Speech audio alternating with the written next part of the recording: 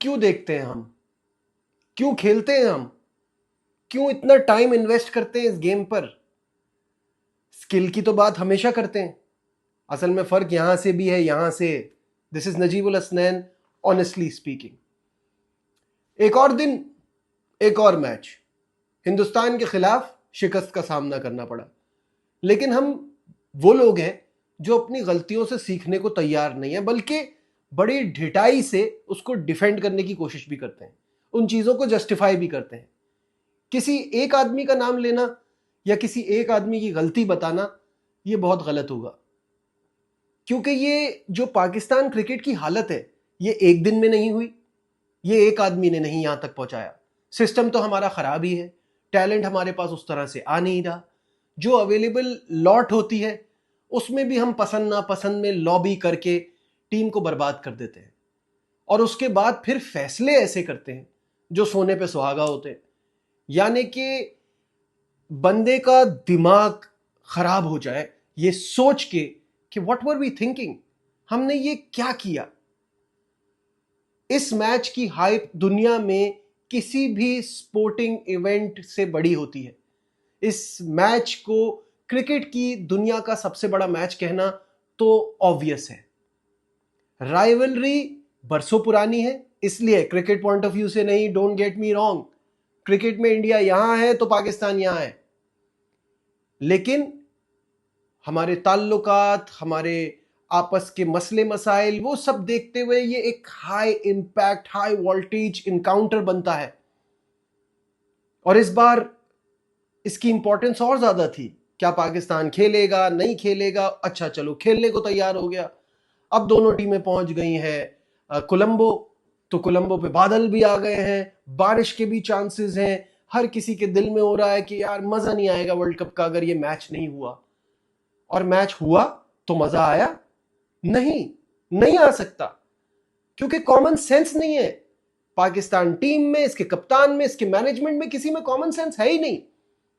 हम पिछले 3 दिन से एक ही बात तोते की तरह बोले जा रहे थे कि टीम में तब्दीली की शदीद जरूरत है।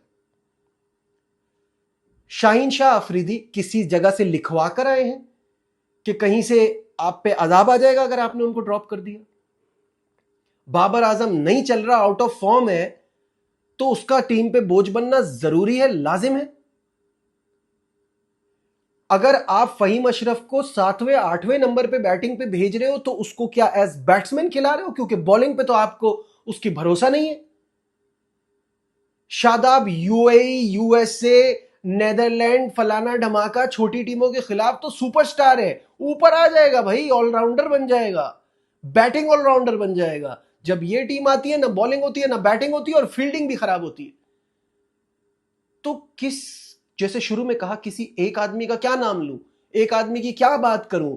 ये पूरा सिस्टम गल सड़ गया है, और इसमें जो हमारे प्लेयर्स हैं उनके अंदर से भी हिस ही मर गई है, ऐसा लगता है। उनको कोई फीलिंग नहीं है, इमोशंस खत्म हो गए हैं। इतना अहम गेम आपका, और सबसे बड़ा साइंटिस्ट हमारा आइंस्टाइन, जिसका नाम है माइक हैसन, मैंने इतना अहमक इंसान आज तक नहीं देखा। मतलब पहले से ही बातें चल रही है कि माइक हैसन जो है ना, वो ज्यादा तब्दीलियां पसंद नहीं करते। पसंद नहीं करते, आपके अब्बू जी की टीम है जो आप पसंद नहीं करते।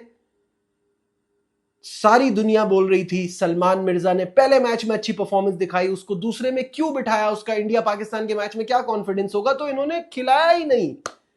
उसी बेकार फॉर्म के साथ स्ट्रगल करता हुआ शाहीन, वो सिर्फ आता है और आके पटक देता है, उसका मुंह कहीं होता है, उसका पैर कहीं होता है, वो देख नहीं रहा होता, और वो आके से पटकता है, छक्के खाता है, घर चला जाता है। ये उसकी रूटीन है।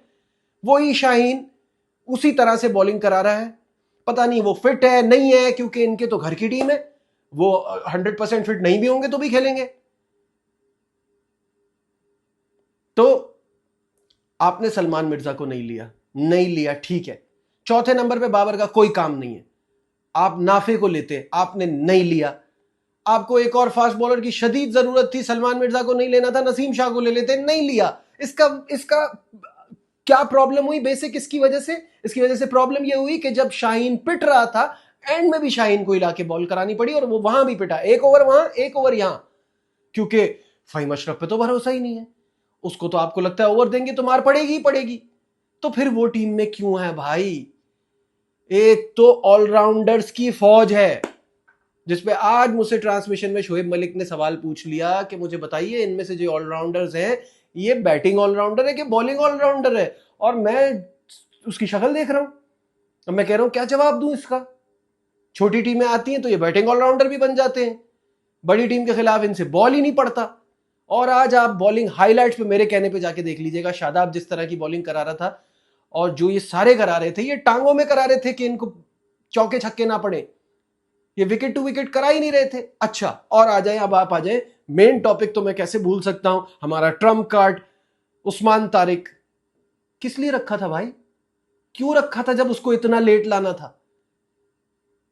आपको उसको पावर प्ले में देते हुए डर लग रहा था, 7वां ओवर दे देते उसको भाई, फौरन लाते ना जब उसकी इतनी हाइप बनाई हुई। उसने 24 रन देके 1 विकेट ली है, उसने अपने हिसाब से बुरी बॉलिंग नहीं कराई है, लेकिन अगर आप उसको सही से यूज करते तो वो 2-3 विकेटें आपको और लेके दे सकता था। मेरे हिसाब से उसकी इस मैच में 3 विकेटें होनी चाहिए थी। जब उसकी इतनी हाइप बनी हुई है, ऑपोजिशन को भी पता है वो यूनिक है, उसको मसला हो रहा है उसको खेलने में, वो डिफिकल्ट लगता है, आप उसको जब लेकर आए हो जब उनके इतने रन हो गए, वो सेट हो गए। शुरुआत में सलमान आगा ने पहला ओवर कराया। पहले तो मुझे खैर अभी तक मैं इस बात को नहीं समझ पा रहा हूं कि टॉस जीत के आपने कैसे आपने बैटिंग दे दी, कैसे दे दी बैटिंग? सूर्या कुमार यादव ने उसी वक्त कहा कि हम तो वैसी बैटिंग करते। बैटिंग कैसे दे दी? क्या सोच के दी थी बैटिंग? इस ग्राउंड के रिकॉर्ड्स चेक किए थे? किसी ने जहमत की थी ये पढ़ने की कि इस ग्राउंड के रिकॉर्ड्स क्या है? चलो आपने बैटिंग दे दी। पहला ओवर सलमान अली आगा कराया, मैं बहुत खुश हुआ, captain leading from the front, wicket भी ले ली अभिषेक शर्मा की। उसके बाद अगले ओवर में एक बाउंड्री क्या पड़ी, डर के भाग गए, कंटिन्यू करते आगे। साइम ने विकेट टू विकेट बॉल कराई, साइम को विकेट मिली, जो बचने की कोशिश करता रहा बुजदिलों की तरह वो पिटा। तो ये क्रिकेट बड़ी जालिम चीज है भाई, चढ़ के खेलोगे दिलेरी से तो साथ देगी जैसे इंडिया का दे रही है, और बुजदिलों की तरह छुपोंगे, छुपते फिरेंगे तो फिर यही अंजाम होगा जो हमारा हो रहा है। फिर कहूंगा स्किल लेवल में बहुत फर्क है। मैं कोई नहीं सोच रहा था कि पाकिस्तान आएगा और इंडिया को उड़ा के फेंक देगा, यार मुकाबला तो हो, तुम लोगों से बेहतर तो यूएसए की टीम ने उनको टफ टाइम दिया था, 61 रन से हारे हैं, सिवाय उस ओवर के जहां अभिषेक शर्मा की विकेट गिरी थी, उसके अलावा 1 मिनट के लिए भी आपका अपर हैंड नहीं रहा इस गेम में। सूर्या ने फिर आपके मुंह पे एक तमाचा मारा है जब उसने रिंकू को और तिलक को और इसको ओवर पकड़ाए हैं। वो अपनी प्रैक्टिस करना शुरू हो जाते हैं आपके खिलाफ। दे जस्ट नो कि उनको आपकी 3 विकेटें लेनी है। साहबजादा फरहान, जो जाए बेटा जाके आप डॉक्यूमेंट्री बनाइए कि आपने बुमराह को छक्के मारे थे। अब साइम अयूब ने भी छक्का मार दिया बुमराह को, आपको भी चाहिए कि आप जाके डॉक्यूमेंट्री बनाएं। बाबर आजम साहब के इंडिया के खिलाफ पिछले 5 मैचेस में 8 की एवरेज है, 42 रन है। तो अब let's just not blame your number 4। आप इतने ही केपेबल हो जितने नजर आ रहे हो। आई डोंट केयर कि मुझे नीचे गालियां पड़े और आपके फैंस आके बोलना शुरू हुए, इसके बारे में तो नहीं बोलते, उसके बारे में तो नहीं बोलते। भाई सबके बारे में बोल रहा हूं, लेकिन ये आदमी सबसे बड़ा स्टार है ना। कब प्रूफ करेगा बड़े मैच में? जब मैं बोलता था कि ये बी सी डी टीमों के खिलाफ खेल खेल के आपकी क्रिकेट नीचे जाएगी, ऊपर नहीं आएगी।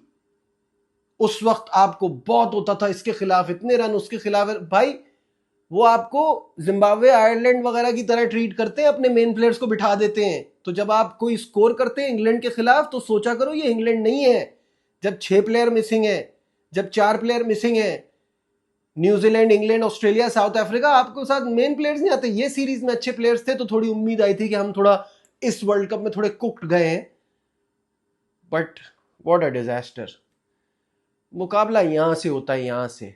हम बहुत हल्के हैं, इसको मानने में मुझे तो कोई अफसोस नहीं हो रहा, क्योंकि मैं बहुत टाइम से देख रहा हूं और मैं आज बता रहा हूं, आज किसी ने होश के नाखून लिए ना, और वो जो हम छोटी छोटी चीजों पे खुशियां मनाते हैं, ओ हांगकांग सुपर सिक्सेस जीत गए, लानत है यार, इमर्जिंग एशिया कप जीत गए, उस पर खुशियां मना रहे हैं, छोटी छोटी टीमों को सीरीज हरा के, वो हमने ट्राई सीरीज इन यूएई, कौन सी टीमें थी ट्राई सीरीज इन यूएई में, उनकी जो खुशियां हम मनाते हैं ना, उसकी वजह से हमारा ये हाल है।